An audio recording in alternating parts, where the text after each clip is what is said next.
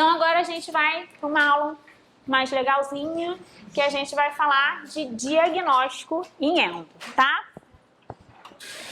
Então vamos lá. Diagnóstico. A gente tem a anamnese, que a gente fala que é um exame subjetivo, o exame clínico, que é um exame objetivo, e os exames complementares. Na endo, a gente faz tudo isso. A gente faz a anamnese, onde o paciente vai dizer a queixa principal para a gente, tudo aquilo que a gente já sabe. Os testes clínicos pulpares e perirradiculares. O que é isso? A gente vai falar deles. Teste térmico, frio, calor, teste elétrico, percussão, palpação. Então, tudo isso a gente faz lá para chegar no nosso diagnóstico endodôntico. Além disso, sondagem periodontal, que é importante para a gente ver se é endo, se é endopério, se é pério, então também é importante. Radiografia, nem se fala, endodontista, sem uma radiografia, a gente não é ninguém, né? E outros exames complementares quando houver necessidade, né?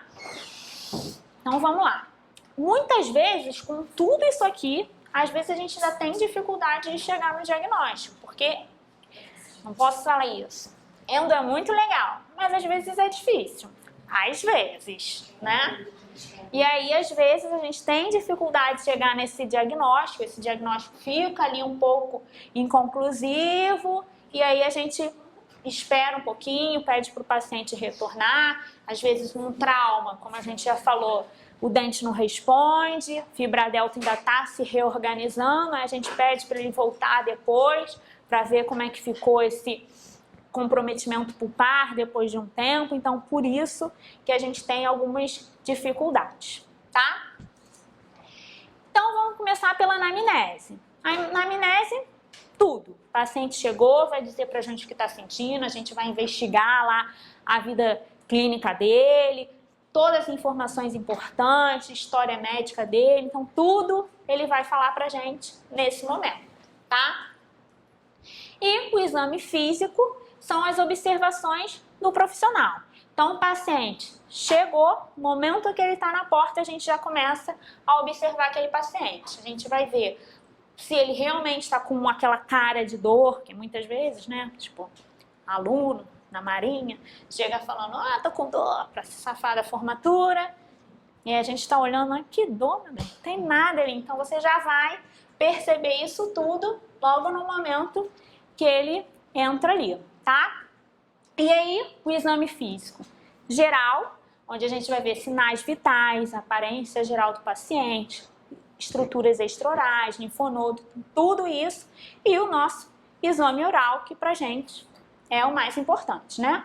Alteração de cor de coroa, restauração, exposição pulpar, cárie, estruturas orais, vai ver como é que estão os tecidos, se está vermelho, esbranquiçado, tudo isso a gente tem que olhar, não focar só naquele dente, vou acessar esse dente e esquece de todo o resto, tá?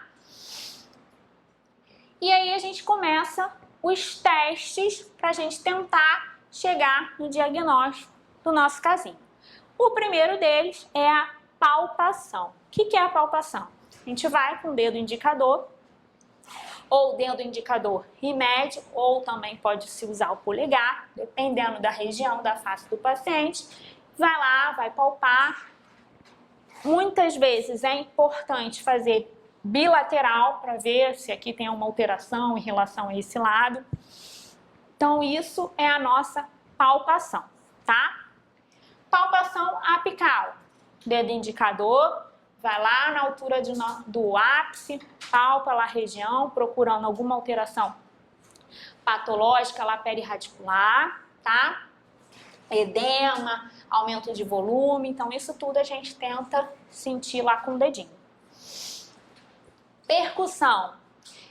Percussão. Quando o paciente está com dor percussão, ele já chega tenso, porque qualquer mordidinha já é uma dor insuportável. Então, é um teste que a gente tem que ser delicado. Então, a gente vai pegar lá o dedo, o cabo de espelho e vai colocar delicadamente lá no dente, forçando. Muitas vezes a gente nem faz, Porque o paciente já chega falando, ai, quando eu mastigo, quando o dente toca no outro, eu vou lá na lua. Então, você já sabe que tá com uma dor à percussão insuportável. Se você ainda faz, ele te odeia pro resto da vida, você é o pior dentista. Então, a gente faz mais mesmo quando tá aquela, né, aí ele ainda não consegue identificar exatamente, aí a gente vai lá, e faz, não por ser mal, mas para conseguir saber certinho onde tá, tá?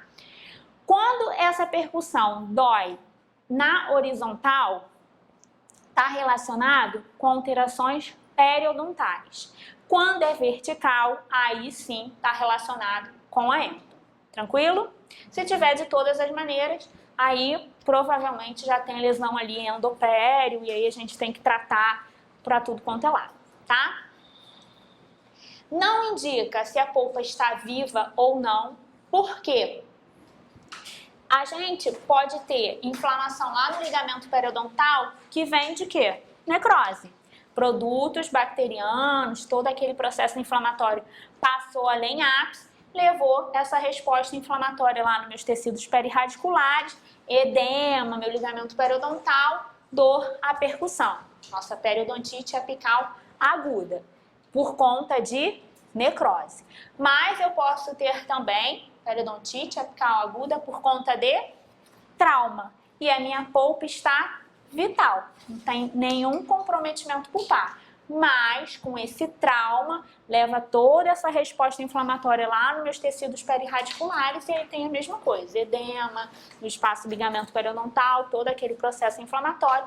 O paciente também tem dor à percussão, dor ali na mastigação, tá? A gente vai voltar a falar de periodontite apical aguda na próxima aula, mas só para adiantar, ela tem essas duas causas. Pode ser da necrose ou por um trauma. E o que a gente diferencia e o que gosta de ser cobrado em prova é isso. Se a polpa vai estar vital ou não. Se ela tiver necrosada, né, vai ser a causa, a necrose. Se ela tiver vital, a causa é o quê? O trauma. E por que é importante a gente saber isso? Tratamento. O tratamento com a necrose, além de tudo, medicação, ajuste oclusal, tem que fazer o quê? Endo.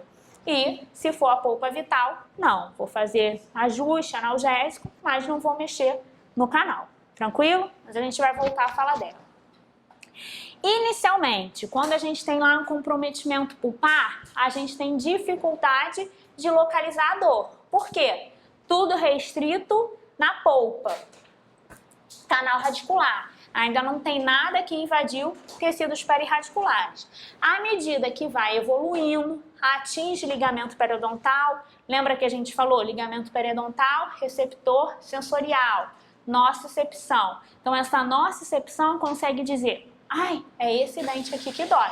Enquanto está dentro da polpa, restrito ali a canal radicular, a gente só tem a propriocepção. Então, o paciente não consegue dizer exatamente, ah, é esse dente aqui que dói. Quando já atinge ligamento periodontal, aí, por conta dessa nocicepção, ele consegue, ah, é esse aqui, doutor, é esse que dói, não aguento mais, tá? Foi? E a resposta à percussão e à mastigação será positiva quando tiver essas alterações aí no ligamento periodontal, tá? Mobilidade dentária, o que o Siqueira descreve lá no livro dele? Que a gente pode utilizar 2 instrumentos metálicos ou um instrumento metálico com o dedo para tentar ver o grau dessa mobilidade. Ele classifica em grau 1, quando é ligeiramente maior que o normal. Eu acho essa classificação dele muito estranha, mas é prova, então é isso que vai estar lá e é assim que vocês têm que botar, tá? Então, grau 1, ligeiramente maior que o normal. Grau 2, moderadamente maior que o normal. A gente vai conseguir fazer isso. E grau 3, mobilidade grave no sentido vestíbulo lingual e mesiodistal e ainda com deslocamento apical, tá?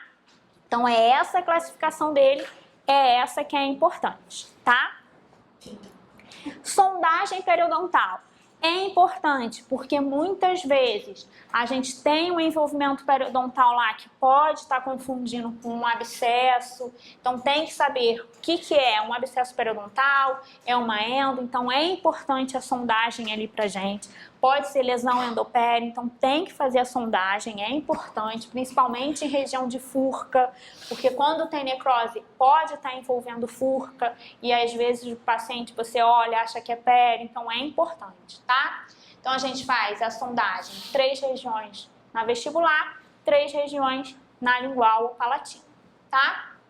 E também na região de furca. Fistulografia ou rastreamento radiográfico. O que é isso? O paciente está com uma fístula, tá ali já com a parulidezinha saindo ali na gengiva. O que a gente faz? Não sei qual é o dente que está originando isso. Pego um cone de gutta-percha, normalmente a gente pega um cone mais calibroso. Coloca, introduz dentro dessa fístula e vai sentir, até o momento que a gente sente resistência. Coloca, ele vai chegar um momento que ele trava. Radiografa e aí lá no raio-x a gente vê bonitinho a ponta da guta no dente causador daquele abscesso, daquela lesão ali, tá? Quando é indicado? Quando a gente não sabe qual é o dente que está levando àquela fístula ou quando a gente fez um raio-x, tem uma lesão gigante que está envolvendo vários dentes e eu quero saber qual é o dente que originou aquilo ali. E aí a gente também utiliza lá a gutta-percha. Foi? Não é difícil. Quando a gente fala, parece que é um teste. Ai, meu Deus, horrível, coitado do paciente. É bem tranquilo quando você faz. Você vê bonitinho, aí você vê aquela gotinha, muito legal. Exploração cirúrgica.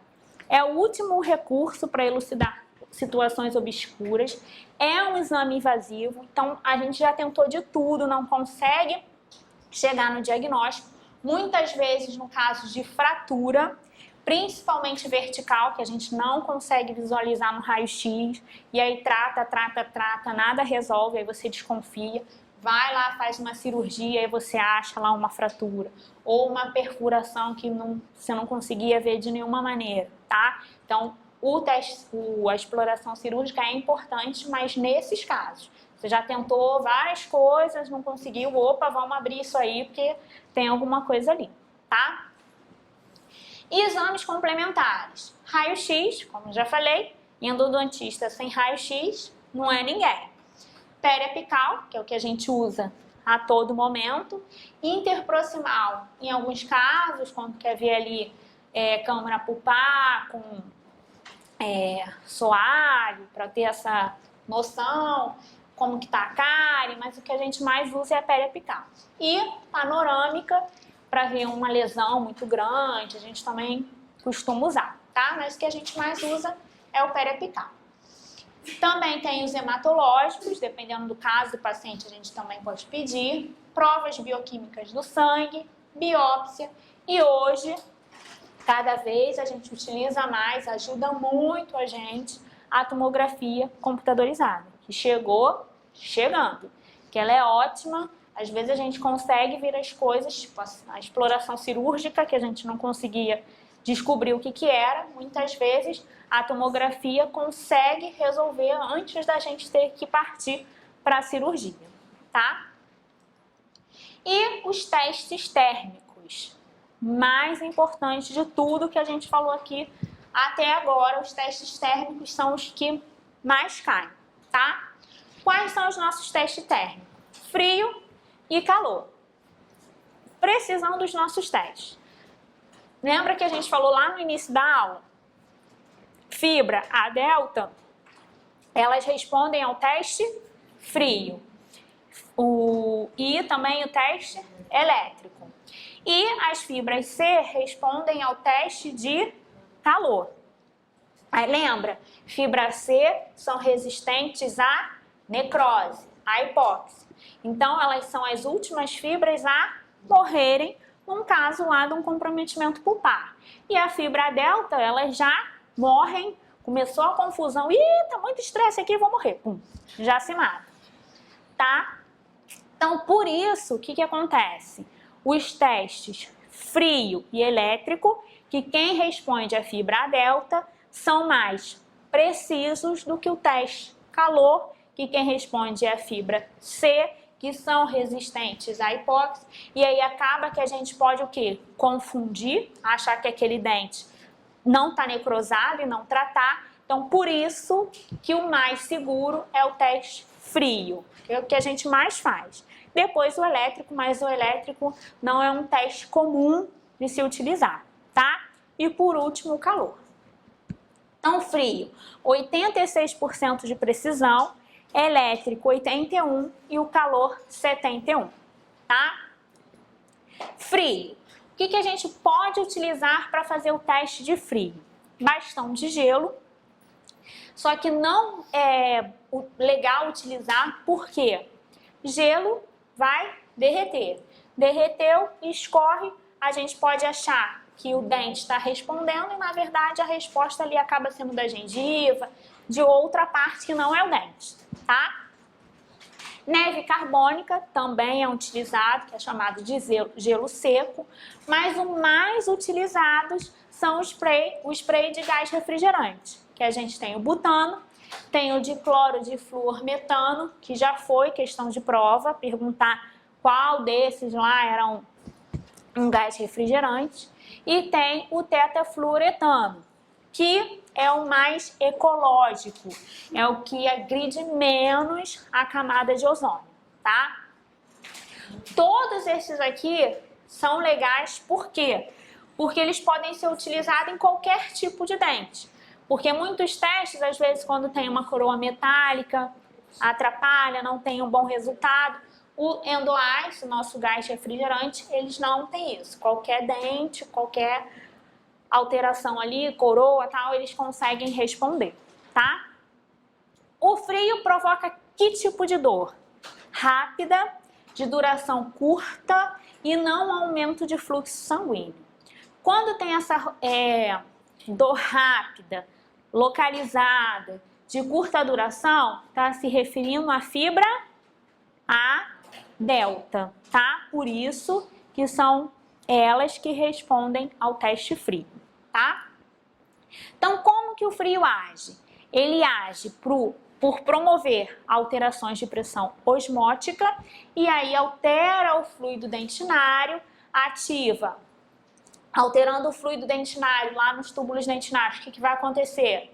Desloca odontoblastos, tem lá deformação de fibras sensoriais, essas fibras sensoriais serão ativadas e aí tem a dor, tá? Teoria hidrodinâmica. Na polpa normal, como é que esse frio vai agir? Fiz o teste e a polpa está normal, qual vai ser a resposta? O paciente vai sentir dor, quando eu remover o estímulo, essa dor logo vai cessar, tá? Então isso é o normal. Apliquei lá o estímulo, meu EndoIce, removi, parou a dor. Isso que é o normal. Se eu já tiver uma polpa inicialmente comprometida, ou seja, hiperemiada, uma inflamação aguda inicial, começa aquele edema, uma pequena vasodilatação, como que vai responder? Você vai aplicar o teste e aí remove o estímulo, aquela dor demora mais um pouquinho para passar, mas vai passar, tá? Já na pulpite aguda avançada, eu tenho uma pulpite já irreversível. O que vai acontecer? Se eu aplicar o frio, vai produzir um alívio. Por quê? Quando eu tenho a pulpite, eu tenho um processo inflamatório lá dentro. Aqui em cima, na hiperemiada, inflamação aguda inicial, está inicial. Então, eu tenho um edema, uma vasodilatação, tudo pequenininho ainda. Nesse caso dela já avançada, isso tudo está em grande intensidade. Edema, vasoconstrição, diapedéia, tudo acontecendo ali dentro. Então, o frio promove o quê? Vasoconstrição. Então, no lugar onde está tudo gigante, vasodilatação, eu aplico um material que faz com que aquilo diminua um pouquinho, eu consigo dar um alívio para aquele paciente, tá? E no caso da necrose, o dente vai não responder. Por quê? Quem responde ao teste frio é a fibra A delta. Quando eu tenho necrose, o que aconteceu com ela? Morreu faz tempo, tá? Lembra que eu falei, tá muito tempo, morri. Rio de Janeiro, se mata, tá? Então ela vai logo primeiro a morrer ali. Teste de calor. O que a gente utiliza no teste de calor? Água morna, que não é legal assim como o gelo, por quê? Escorre e aí o paciente pode falar que está com dor e na verdade não é no dente, é na gengiva, qualquer outro local ali. Tacinha de borracha, passa lá no dente. E o que a gente mais utiliza é o bastão de gutapérsia, que é aquecido em lamparina. Então, como que a gente faz? Isola o dente. Aí isola, pode ser isolamento relativo ou absoluto. Se fizer um bom relativo, não tem problema. Passa a vaselina, um gelzinho isolante. Para quê? Para essa guta não grudar no dente. Aquece lá na lamparina, quando ela estiver brilhosa, leva lá no dente, tem o teste de calor, tá? No teste de frio, como que a gente faz? Também vou isolar o dente, relativo ou absoluto, bom relativo também não tem problema nenhum. Vou lá, o Endo-Ice, os gás refrigerantes, que são os mais utilizados. Coloco lá uma bolinha de algodão, com a pinça, boto lá nele. Levo no dente, também protegido. Levo lá no dente, deixo por 5 segundos, tiro e aí vou ver a resposta do paciente, tá? Se eu precisar repetir o teste, eu espero 5 minutos e repito o teste novamente para avaliar a resposta ali do paciente, tá? Como que o calor age? Ele promove vasodilatação e aumento da pressão intrapulpar. Então imagina se eu já tenho um quadro inflamatório intenso ali dentro, onde já tem um edema, vasodilatação, tudo gigante. Ainda coloco o calor, que promove mais vasodilatação, aumento de pressão intrapulpar. O que vai acontecer com esse paciente? Urrar de dor. Então, como o frio, lembra que a gente falou, alivia porque causa uma vasoconstrição numa pulpite avançada, o calor, ele faz o quê? Ao contrário, ele faz o paciente morrer de dor, tá? Na polpa hiperemiada ou com uma inflamação aguda inicial, como que o calor vai agir? Como que o dente vai responder ao calor? Rapidamente com o estímulo. Quando a gente remove esse estímulo, o que vai acontecer? Passa, só que demora um pouco mais a passar do que a polpa normal, igual ao frio, tá? Sendo que o frio age melhor. Por quê? Frio, quem vai me responder é fibra A delta. E no calor, quem responde é fibra C, tá? Nos estágios mais avançados de pulpite, o que vai acontecer? Que a gente já falou, o paciente vai urrar de dor, porque você vai aumentar mais pressão intrapulpar, vasodilatação, já está tudo aumentado lá dentro, e aí tem aquela dor insuportável, que é o que não acontece com frio, que dá um alívio por conta da vasoconstrição, tá? E na necrose, quando a gente aplica o calor, não é legal, pelo quê? Lembra que a gente falou? Quem responde calor? Fibra C, que são resistentes à hipóxia, necrose. E aí, pode ser que ela ainda esteja ali, não morreu, eu aplico o calor, o paciente, aí eu, tá vivo.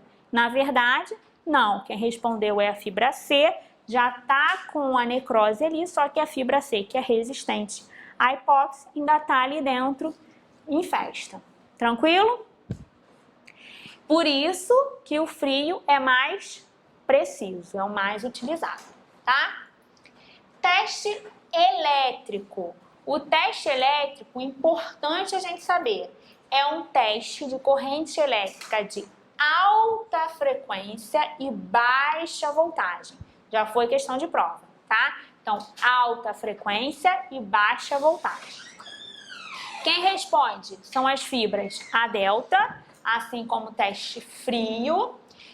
Para fazer esse teste, a gente precisa de um aparelho específico que é chamado de pulp tester. Esse teste é contraindicado em pacientes que têm marca-passo. E a gente tem que ter cuidado com os resultados, que a gente pode ter resultados falsos positivos e falsos negativos. Por que a gente pode ter que leva a resultados falsos positivos? O eletrodo, por quê? A ponteirinha do pulp test, para a gente fazer a aplicação, a gente tem que colocar um gel, por exemplo, um anestésico, uma pasta de dente, para conseguir melhorar aquele contato ali, porque senão pode ter alteração, tá? O dente tem que estar isolado, porque a umidade também vai interferir ali no teste. Então tem que estar tudo bonitinho, porque senão a gente tem essas respostas erradas, tá? Então, o eletrodo em contato com restaurações metálicas ou com a gengiva vai dar uma resposta pra gente errada, tá? Ansiedade excessiva do paciente, ou seja, você olhou para o paciente já está ai. Então já sabe que aquele teste é um teste não preciso, né? Tudo que você fizer, ele já vai estar falando que está com dor. Não tem nada de dor e ele tá com dor. Então, não é legal. Necrose por liquefação ou ganglionosa. Por quê? Essa necrose são necroses que deixam o tecido úmido. Então, num teste elétrico, não é legal. Umidade interfere ali na eletricidade, vai dar uma resposta falsa positiva pra gente. E o isolamento inadequado do dente, pelo mesmo motivo. Vai ter presença de umidade e aí vai interferir no resultado do meu teste. E o falso negativo. Quando o paciente faz uso de forte medicação analgésica, um opioide, tranquilizante, álcool, por quê? Para a gente conseguir que tenha uma resposta, a gente tem que fazer um estímulo de alta intensidade, porque ele tem tudo ali alterado, alto limiar de dor por conta dessas medicações. Então a gente tem que ter um estímulo muito grande para ter uma resposta. Se a gente fizer o estímulo normal, que a gente costuma fazer rotineiramente, o paciente acaba não sentindo nada, você não sabe que ele faz uso dessas medicações e aí acaba dando uma resposta errada, tá? Contato inadequado do eletrodo com esmalte, traumas recentes, por quê? Lembra que eu falei do trauma? No trauma, o que acontece com as fibras A delta? São as últimas a se reorganizarem. Se são as últimas a se reorganizarem e o teste elétrico, quem responde são as fibras A delta, então com certeza eu não vou ter uma resposta adequada. Então a gente espera um tempo para essa fibra se reorganizar e aí repete o teste, tá? Assim como no caso de risogênese incompleta. Se eu tenho uma risogênese incompleta, o que está acontecendo com o meu tecido pulpar? Ainda está em formação. Se ele está em formação, a gente viu que as últimas fibras a aparecerem no tecido pulpar são as fibras A delta. Então, elas ainda estão ali também em organização, se formando, então o teste pode ser errôneo, tá? Então também não é legal. Calcificação da polpa coronária, por quê? Dentina, ela é isolante térmico e elétrico, então com um teste de eletricidade ali não vai ser legal. E necrose parcial, o dente pode responder, porque, vamos supor, um molar superior, o canal palatino está necrosado, mas os vestibulares não. Então o vestibular responde, você acha que está tudo uma tranquilidade, na verdade não, já tem processo de necrose ali pulpar, tá? O outro teste, teste de anestesia seletiva. Esse teste, ele é importante para quando o paciente chega falando que tem uma dor, mas ele não sabe onde é aquela dor. Ah, é nessa região. Então, o teste de anestesia é importante para isso. Por quê? A gente utiliza anestesia intraligamentar. Então, vai lá na distal do dente, que ele diz que está com dor, né, naquela região, e faz a aplicação. essa anestesia pode escorrer ali pela região e aí você não sabe exatamente qual é o dente que ele estava se referindo à dor. Então, o teste de anestesia, a gente diz que é um teste para a gente conseguir identificar dor difusas ou reflexas. Que aí a gente vai saber, ele dizia que era na arcada superior, mas na verdade eu anestesiei e a dor continua, então é a arcada inferior. Então, é mais para isso do que para o dente em si, tá? Teste de cavidade, também é um teste invasivo, é um dos últimos testes que a gente vai utilizar, só também quando não está conseguindo esclarecer, a gente faz o teste de cavidade. Por quê? É um teste chatinho. Você vai pegar uma broca de alta rotação, não vai anestesiar o paciente, porque você quer saber se é aquele dente ali que está doendo. E aí, vai lá. Aí ele vai, aí, opa, esse tá vivo, né? Esse não. Tá? Então, por isso, por ser chatinho, a gente acaba não deixando para o último caso. Mas a gente usa. Não que a gente seja malvado, mas precisa usar. Fraturas. Quando a gente tem uma fratura dentária, muitas vezes é muito difícil da gente diagnosticar, saber exatamente onde é o traço da fratura. Muitas vezes no exame radiográfico não consegue identificar, vertical então é pior ainda. Então é muito difícil a gente conseguir chegar a um diagnóstico correto ali logo de cara, isso aqui é uma fratura, tá? Causas da fratura: trauma, contato prematuro, hábitos parafuncionais, tratamento iatrogênico. Então, várias coisas podem levar à fratura. Uma das coisas que confunde é a síndrome do dente rachado. O que é isso? O paciente, ele tem uma dor absurda, uma dor espontânea, e essa dor cessa. Então, quando acontece isso, esses quadros de alternância de dor espontânea, absurda e daqui a pouco tem mais nada ali, a gente chama de síndrome do dente rachado, que a gente pode estar confundindo ali com uma fratura. Você faz tudo, nada melhora, esse dente está fraturado. Aí faz lá uma tomografia, uma exploração cirúrgica e não vê fratura nenhuma. É a síndrome do dente rachado, tá? A gente fala assim, parece até que síndrome é essa? Parece maluco, mas existe mesmo, tá? Técnicas para identificação de fraturas. A primeira que a gente vai falar é a técnica da mordida de superfície maleável. Para isso a gente pega o quê?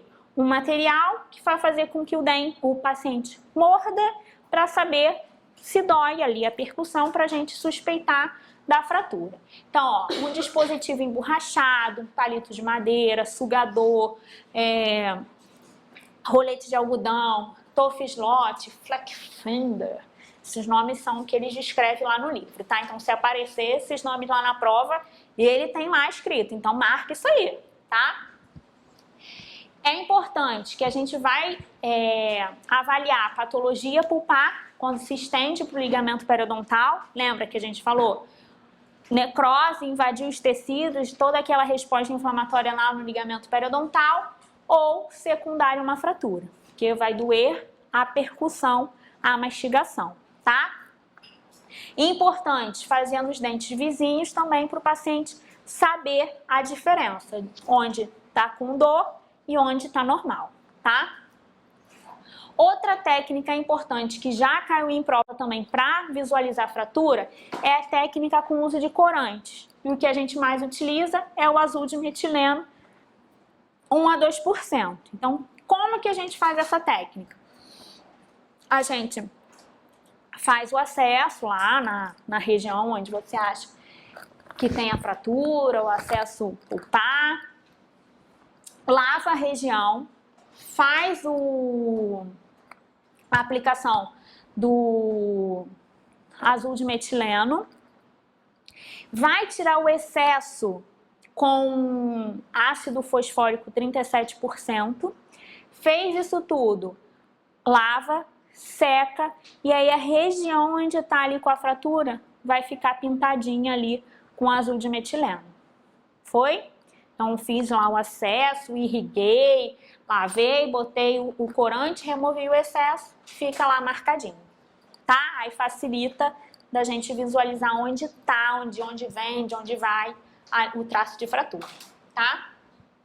Microscopia também é ótima, não só para fratura, é indicado também para acesso, diagnóstico, instrumentação, obturação, ou seja, todas as fases endodônticas, o microscópio é ótimo para a gente, para visualizar fraturas, perfurações, ajuda a posição, porque você fica, né, você vê ali bonitinho, então é ótimo o microscópio, mas claro, né, nem todo mundo tem no consultório, é super caro, então é difícil. Marinha, então, né, imagina, mas é legal, gente, legal. Mentira, na odontoclínica, que é onde é a casa, né, dos dentistas, que tem todas as especialidades, aí sim, lá tem microscópio. Agora, imagina em todos os lugares possíveis de dentista ter microscópio, acabou com o dinheiro público. Tá bom, a gente aceita. Então, outro caso, outra técnica é a transiluminação, que a gente vai fazer a aplicação de um feixe luminoso da lingual para vestibular naquele dente e através dessa luz ali forte a gente consegue identificar se tem uma fratura, uma perfuração, tá? Métodos fisiométricos, o que é isso? Os métodos fisiométricos são os verdadeiros testes de vitalidade pulpar. O que quer dizer isso? Testes de vitalidade pulpar são os testes que vão ver o quê? Vitalidade pulpar. Então vai ver se aquele dente tem o quê? Circulação sanguínea, como é que está aquele fluxo sanguíneo. Então é isso que é um teste de vitalidade. Quando a gente fala que um teste térmico, frio, calor, um teste elétrico, são testes de vitalidade pulpar, a gente está falando de forma errada. Porque na verdade esses testes não estão vendo o quê? Fluxo sanguíneo pulpar, não estão vendo nada disso. Eles estão vendo o quê? Fibras nervosas, fibras sensoriais. Então eles são testes de sensibilidade, não testes de vitalidade. Os verdadeiros testes de vitalidade pulpar são os testes fisiométricos. Mas, em concurso, muitas vezes, eles fazem essa referência. Até a gente, na rotina, a gente acaba falando, o teste de vitalidade pulpar, pega lá um teste frio. Na verdade, não é um teste de sensibilidade. Então, quando for ler a questão, lê direitinho, presta atenção, porque lá no enunciado ele pode estar falando teste de vitalidade, mas na resposta quer que você marque um teste de sensibilidade. Um teste frio, calor, um elétrico, qualquer um desses. Ou ele pode estar falando teste de vitalidade para confundir a gente, para induzir você a marcar um teste de sensibilidade, mas na verdade ele quer que você marque lá um teste fisiométrico. Então presta atenção isso lá no enunciado, sai marcando, rabisca tudo, para não cair nessas pegadinhas, tá? E passei sem querer. Então os testes fisiométricos, que são os verdadeiros, porque eles sim vão medir fluxo sanguíneo pulpar, eles ainda precisam ser mais estudados, mais desenvolvidos, porque são testes caros, alto custo e demoram muito para conseguir chegar no diagnóstico. Então lá no livro descreve que isso aí é um teste que vai ser utilizado de repente lá no futuro, que hoje em dia não é muito viável, tá? Contraindicados em dentes recém-traumatizados e dentes recém-erupcionados com ápice aberto. Por conta de quê? Reorganização pulpar de todas as fibras nervosas, dos fluxos, dos vasos sanguíneos. Então, tudo isso ainda está se reorganizando ou se formando no ápice aberto.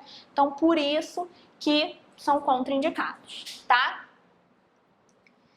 Tem esses dois tipos de teste. A fluxometria laser Doppler e o oxímetro de pulso. São os dois tipos de testes fisiométricos, tá? Perfil psicológico do paciente. Reação à dor pode comprometer os resultados. Por quê? A dor, ela é subjetiva. Então, dependendo do paciente, uma dor pequenininha pode se tornar uma dor imensa, ou aquele paciente está com uma dor insuportável e está ali, ai, não, pode ir. Então, isso é muito subjetivo, tá?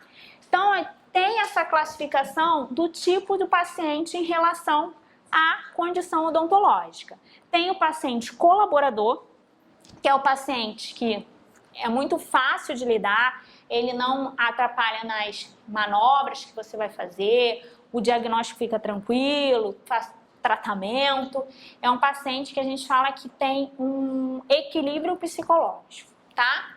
Paciente refratário são os pacientes que têm algum comprometimento, por exemplo, deficiente físico, um paciente neuropata, um paciente que tem fobias de tudo. Ele vem para o consultório, mas ele tem medo de ficar naquele ambiente fechado, ou ele morre de medo do dentista, então isso tudo vai interferir naquela dor ali que ele está sentindo. E o paciente simulador, que é o paciente que vai simular uma doença ou ele pode ocultar essa doença, tá? E aí, muitas vezes é um paciente psiquiátrico, mas também pode ser um paciente normal, né? Que quer se dar bem, quer um atestado, quer fugir de uma formatura, aí vai lá e fala, ai, tô uma dor insuportável, e não tem nada ali, tá? Aspectos clínicos relevantes da dor. Então, a dor sempre, né, é subjetiva, é de indivíduo para indivíduo, é sempre importante a gente saber como é aquela dor, a intensidade, localização, tudo isso, quando a gente vai abordar o paciente lá na anamnese, é importante a gente saber. Usou analgésico, passou, não passou, então isso tudo é legal a gente fechar para ajudar também no diagnóstico. Características semiológicas da dor.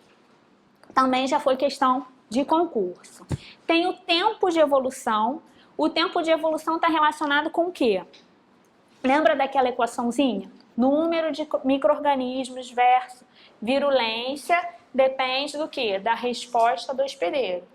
Então, dependendo da gravidade, da quantidade de micro-organismo, da virulência daqueles micro-organismos, pode ser muito intenso, o paciente ter uma resposta legal, nada acontecer. Ou pouquinho, a resposta não é legal e levar a um processo inflamatório, o que for, tá? Frequência. Oi? Frequência. Com que frequência ele tem aquela dor, né? É à noite, é de manhã, então isso tudo é importante a gente saber. Duração. Ela é rápida, demora. Intensidade.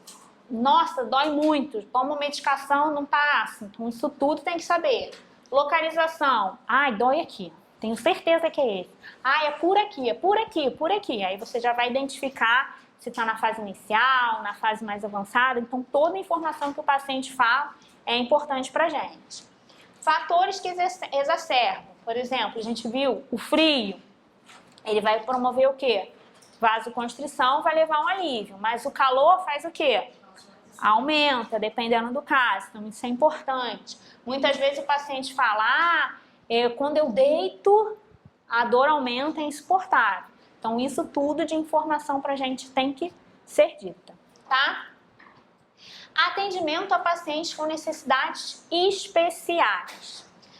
Toda vez que o paciente chega, é um paciente cardíaco, uma gestante, a gente tem que dar uma atenção maior ali na anamnese desse paciente, tá? Saber toda a medicação que ele usa, qual o tratamento que ele está fazendo. Muitas vezes a gente até entra em contato com o médico desse paciente para saber, dependendo do procedimento, ainda mais se for invasivo, saber o que pode, o que não pode, o que ele está limitado, medicação. Então é legal esse atendimento multidisciplinar, tá? Chance de bacteremia é maior sempre em procedimentos mais invasivos do que menos invasivos. E comparando uma endo com uma ex, claro que a ex tem muito mais chance de levar uma bacteremia do que um tratamento endodôntico, tá? Então são os pacientes cardiopatas, diabéticos, gestantes. Vamos falar um pouquinho aqui deles. Pacientes cardiopatas. O estresse do tratamento pode levar a alterações cardíacas transitórias. Então, quando o paciente já fala que é cardíaco, a gente já vai aferir pressão, vai saber mais ou menos qual a natureza daquela cardiopatia para a gente já ter um preparo ali naquele atendimento. Saber medicação, porque tem associação, por exemplo, propanolol, se a gente usar com noradrenalina, taquicardia, então é importante saber as medicações que ele usa. Anestésico local, o médico já logo fala, não pode usar, mas a gente sabe que a quantidade que a gente utiliza lá no nosso tubete anestésico é pouca, então dependendo do paciente, tem sim como a gente usar com a quantidade certa de tubetes, sem exagero. Então vai depender muito do paciente, porque tem uns que contraindicam mesmo, não tem como utilizar, e aí nesses casos a gente vai utilizar a mepivacaína, 3%, tá? O mais importante nesses pacientes é o quê? Controlar a ansiedade. Menos estresse na consulta, consultas curtas, atendimento pela manhã nesses casos são sempre mais tranquilos. Intervalo das consultas, dá um intervalo de pelo menos 10 dias para o paciente. Ai, me acostumei, vou ter que voltar naquele lugar de novo. Então, isso tudo é importante. A gente acha que é bobeira, mas é legal para esses pacientes especiais, tá? Sempre falar com ele de forma clara, objetiva, porque tudo assusta e aí leva aumento de pressão e aí todo aquele desencadeia tudo aquilo ali e aí o atendimento vai para o espaço, tá? Pode usar benzodiazepínicos para ele ficar mais tranquilo nas consultas. Hipertensão arterial.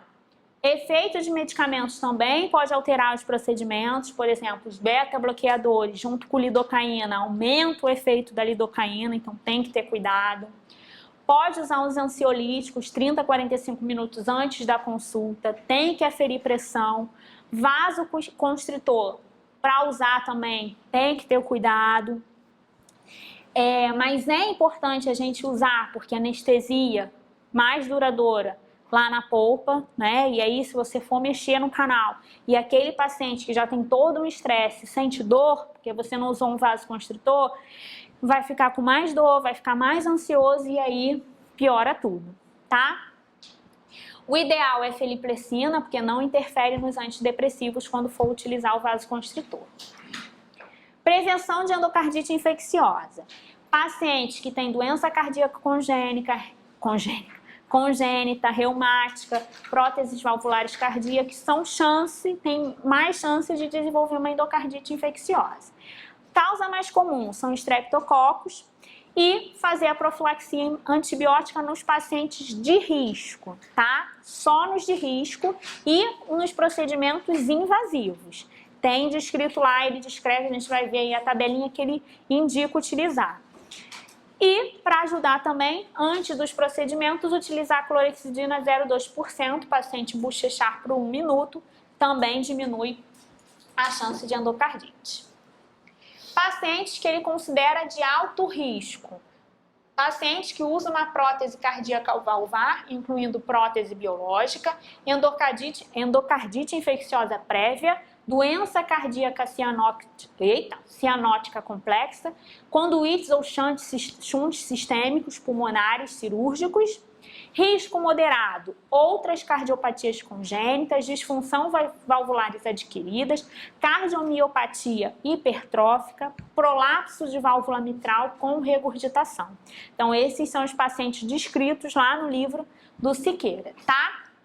E a profilaxia recomendada nos casos de exodontia, procedimento periodontal, reimplante, instrumentação endodôntica, cirurgia perirradicular, inserção subgengival de tiras antibióticas, colagem de banda, anestesia intraligamentar, profilaxia dental ou de implantes, onde há um sangramento gengival previsível, tá? Então, essas são as recomendações, tá? Diabetes. O diabético, o ideal é a consulta matutina, porque o nível de glicose nesse caso não está tão elevado ainda.